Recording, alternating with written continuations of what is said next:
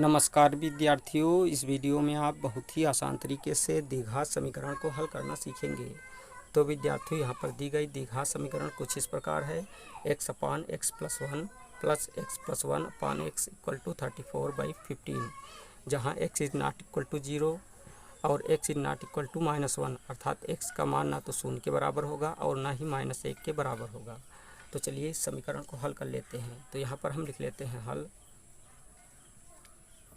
इस समीकरण को हल करने के लिए सबसे पहले हम इस समीकरण को यहाँ पर लिख लेते हैं, अर्थात x upon x plus one plus x plus one upon x equal to 34/15 को लिख लेते हैं। अब नेक्स्ट स्टेप में यहाँ पर हम देखते हैं कि बाएं पक्ष में अर्थात बराबर के बाएं पक्ष में दो पद हैं। पहला पद है x upon x plus one तथा दूसरा पद है x plus one upon x, और इन दोनों पदों के बीच में प्लस का चिन्ह लगा हुआ है, अर्थात इन दोनों पदों का जोड़ करना है। तो हम जोड़ कर लेते हैं। तो विद्यार्थियों, इन दोनों पदों का जोड़ करने के लिए हमें करना यह होता है कि सबसे पहले हम इनके हरों का एलसीएम निकालते हैं, अर्थात लासा निकालते हैं। तो पहले पद का हर है x प्लस वन तथा दूसरे पद का हर है x। तो x प्लस वन व x का एलसीएम इनके गुणनफल के बराबर होगा, अर्थात x into x plus one के इक्वल होगा। तो हम यहाँ पर बटे का चिन्ह लगा देते हैं और हर में लिख लेते हैं x into x plus one. अब हम पहले पद के हर से अर्थात x प्लस वन से एलसीएम में भाग करते हैं। तो x प्लस वन से x plus one cancel out हो जाता है, भागफल x प्राप्त हो जाता है। तो इस x का इस x में गुणा करते हैं तो x स्क्वायर प्राप्त हो जाता है। तो यहाँ पर हम लिख लेते हैं x स्क्वायर, प्लस का चिन्ह लगा देते हैं। इसी तरह दूसरे पद के हर से अर्थात x से जब एलसीएम में भाग करते हैं तो x से x कैंसिल आउट हो जाता है और भागफल x प्लस वन प्राप्त हो जाता है। तो x प्लस वन का जब इस x प्लस वन में गुणा करते हैं तो गुणनफल x प्लस वन का होल स्क्वायर प्राप्त हो जाता है। तो यहाँ पर हम लिख लेते हैं x प्लस वन का होल स्क्वायर, इक्वल का चिन्ह लगाकर 34/15 लिख लेते हैं। अब यहाँ पर हम नेक्स्ट स्टेप में एक्स स्क्वायर को लिख लेते हैं, प्लस का चिन्ह लगा देते हैं। एक्स प्लस वन का होल स्क्वायर जो यहाँ पर दिया हुआ है, इसको a प्लस बी के होल स्क्वायर के फार्मूले से एक्सपेंड करते हैं। तो यहाँ पर हम x square plus 2x plus one लिख लेते हैं अपान एक्स का एक्स प्लस वन से मल्टीप्लाई करने पर एक्स स्क्वायर प्लस एक्स प्राप्त हो जाता है। यहाँ पर बराबर का चिन्ह लगाकर 34/15 लिख लेते हैं। नेक्स्ट स्टेप में एक्स स्क्वायर में जब एक्स स्क्वायर ऐड करते हैं तो 2x स्क्वायर प्राप्त हो जाता है। तो यहाँ पर लिख लेते हैं 2x स्क्वायर प्लस का 2x प्लस का 1 upon X square plus X equal to 34/15। अब यहाँ पर हम तिर्यक गुणा करते हैं, अर्थात क्रॉस मल्टीप्लिकेशन करते हैं।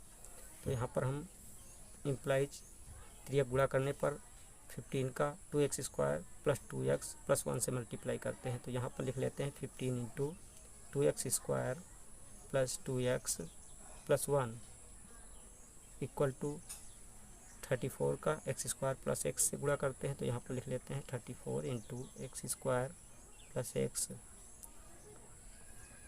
नेक्स्ट स्टेप में 15 का जब 2x स्क्वायर से गुणा करते हैं तो 30x स्क्वायर प्राप्त होता है। तो 30x स्क्वायर लिख लेते हैं, प्लस का चिन्ह लगा देते हैं। 15 का जब 2x से मल्टीप्लाई करते हैं तो 30x प्राप्त होता है। तो 30x लिख लेते हैं, प्लस का चिन्ह लगा देते हैं। 15 का जब 1 से मल्टीप्लाई करते हैं तो 15 प्राप्त होता है। तो 15 लिख लेते हैं, इक्वल टू 34 का जब एक्स स्क्वायर से मल्टीप्लाई करते हैं तो 34x स्क्वायर प्राप्त होता है। तो यहाँ पर लिख लेते हैं 34x स्क्वायर, प्लस का चिन्ह लगा देते हैं। 34 का जब x से मल्टीप्लाई करते हैं तो 34x प्राप्त हो जाता है। तो 34x लिख लेते हैं। अब यहाँ पर नेक्स्ट स्टेप में 34x स्क्वायर लिख लेते हैं। इस 30x स्क्वायर को जब दाहिनी तरफ ले जाते हैं तो माइनस का 30x स्क्वायर हो जाता है। तो यहाँ पर हम लिख लेते हैं माइनस का 30x स्क्वायर। अब प्लस के 34x को लिख लेते हैं। इस प्लस के 30x को जब दाहिनी तरफ ले जाते हैं तो माइनस का 30x हो जाता है। तो यहाँ पर लिख लेते हैं माइनस का 30x।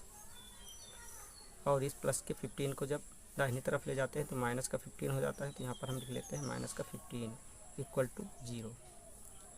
नेक्स्ट स्टेप में 34x² से 30x² को जब माइनस करते हैं तो यहाँ पर 4x² प्राप्त हो जाता है, तो 4x² लिख लेते हैं। प्लस का चिन्ह लगाकर 34x से जब 30x माइनस करते हैं तो यहाँ पर 4x प्राप्त हो जाता है, तो 4x लिख लेते हैं और ये माइनस का 15 लिख लेते हैं, इक्वल टू 0 लिख लेते हैं। तो विद्यार्थी इस प्रकार यहाँ पर द्विघात समीकरण प्राप्त हो गई है। अब इसके शून्य या हल ज्ञात कर लेते हैं। तो यहाँ पर हम इस द्विघात समीकरण को लिख लेते हैं, इम्प्लाइज 4x² प्लस का 4x माइनस का 15 इक्वल टू 0। तो विद्यार्थियों इस द्विघात समीकरण के शून्य या हल ज्ञात करने के लिए हमें करना यह होता है कि x² के गुणांक का अचर पद से गुणा करते हैं। तो विद्यार्थियों यहाँ पर हम देखते हैं x² का गुणांक 4 है और अचर पद माइनस का 15 है। तो यहाँ पर हम 4 से केवल 15 में गुणा करते हैं। तो 4 का जब 15 से गुणा करते हैं तो संख्या 60 प्राप्त होती है। तो यहाँ पर हम संख्या 60 को इस प्रकार से लिख लेते हैं। अब हम संख्या 60 को दो ऐसे गुणनखंडों में ब्रेक करते हैं कि इन दोनों गुणनखंडों का जब आपस में गुणा करें तो हमें संख्या 60 प्राप्त हो। और यहाँ पर देखते हैं माइनस चिन्ह लगा हुआ है, अर्थात इन दोनों गुणनखंडों का जब आपस में घटाव करें तो हमें संख्या 4 प्राप्त हो। तो विद्यार्थियों संख्या 60 के दो ऐसे गुणनखंड 10 व 6 हैं, क्योंकि 10 का 6 से जब गुणा करते हैं तो संख्या 60 प्राप्त होती है और 10 से जब 6 घटाते हैं तो संख्या 4 प्राप्त होती है। अब हम यहाँ पर इम्प्लाइज का चिन्ह लगा देते हैं। 4x² को ऐसे लिख लेते हैं, प्लस का चिन्ह लगाकर छोटे ब्रैकेट में 10 माइनस 6 लिख लेते हैं, इंटू में छोटे ब्रैकेट के बाहर x लिख लेते हैं, माइनस का 15 बराबर 0 लगा लेते हैं। इम्प्लाइज 4x² प्लस x का इस ब्रैकेट में गुणा करते हैं, अर्थात ब्रैकेट को ओपन करते हैं। तो x का जब 10 से मल्टीप्लाई करते हैं तो 10x प्राप्त हो जाता है, माइनस का चिन्ह लगा देते हैं। x का जब 6 से गुणा करते हैं तो 6x प्राप्त होता है, 6x लिख लेते हैं, माइनस का 15 लिख लेते हैं, बराबर का चिन्ह लगाकर 0 लगा देते हैं। इम्प्लाइज नेक्स्ट स्टेप में इन दोनों पदों में व इन दोनों पदों में कॉमन देखते हैं, अर्थात उभयनिष्ठ संख्या देखते हैं।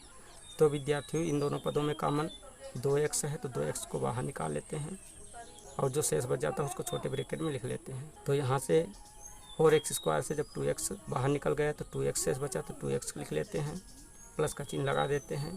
तथा 10x से 2x बाहर गया तो 5 बचा शेष, तो 5 को लिख लेते हैं। इसी तरह इन दोनों पदों में कॉमन माइनस का 3 है, तो 3 को बाहर निकाल लेते हैं और जो शेष बच जाता है उसको छोटे ब्रैकेट में लिख लेते हैं। तो यहाँ पर शेष 2x बचा तो 2x लिख लेते हैं, माइनस चिन्ह बाहर गया तो प्लस चिन्ह बच गया तो प्लस चिन्ह लगा देते हैं, और यहाँ पर 5 शेष बचा तो 5 लिख लेते हैं, बराबर का चिन्ह लगाकर 0 लगा देते हैं। नेक्स्ट स्टेप में पुनः इन दोनों पदों में कॉमन देखते हैं। तो विद्यार्थियों इन दोनों पदों में कॉमन 2x + 5 है, तो 2x + 5 को एक ब्रैकेट में लिख लेते हैं तथा दूसरे ब्रैकेट में इंटू में 2x - 3 को लिख लेते हैं, इक्वल का चिन्ह लगाकर 0 लगा देते हैं। नेक्स्ट स्टेप में एक बार जब 2x + 5 को 0 के बराबर करते हैं तो यहाँ पर लिख लेते हैं जब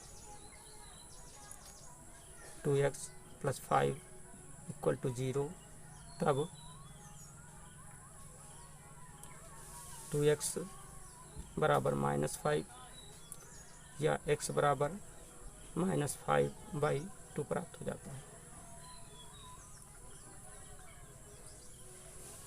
तथा